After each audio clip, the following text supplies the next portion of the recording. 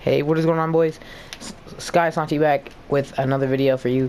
And I really don't do these type of videos, but I needed to get this type of video out. I really needed to get my settings video out because I've been planning this for a while. But I needed to make sure my settings were all down before, because I didn't want to change a setting after I made a video. And these are the settings I'm sticking with. So yeah. So the first setting you can see by default is I changed my colorblind mode, and the reason why I did this is because it's easier to see in the zone, and it's easier to see in the zone. And the only downfall to this is when it's nighttime, it's kind of hard to see. That's okay. So you either want to change it to, I don't know how to pronounce this. You want to change it to this or to this. Both of these work to see through the zone easier. I prefer the other one just because this one's too bright, and as long as you have the strength set to 5 or higher, it will work. And the other setting, another secret setting I have on now, is I put on visual sound effects. So around you, you can see people's footsteps. You can see where chests are. You can see a bunch of things. You can see where ballers are, like when ballers are near, you'll get a baller icon. You see where shots are, and it's way easier. And it gives you, I feel like it gives you a competitive advantage when you're playing those arena games and those very intense end games. So down to my settings for key bindings.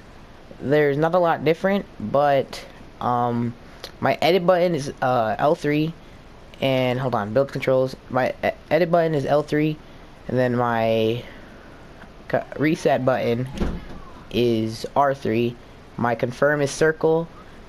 My what's different? Oh yeah, I changed my traps. My traps picker placer. My trap placer is right on the D-pad. But to change traps, it's the same button I use to change materials. And also, my floor and my roof piece are switched around, just because for me it's easier. So, and it makes more sense to have your floor next to your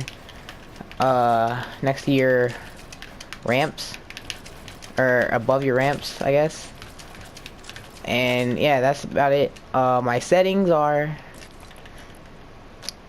my wireless controller sensitivity X is 800 or 0.800.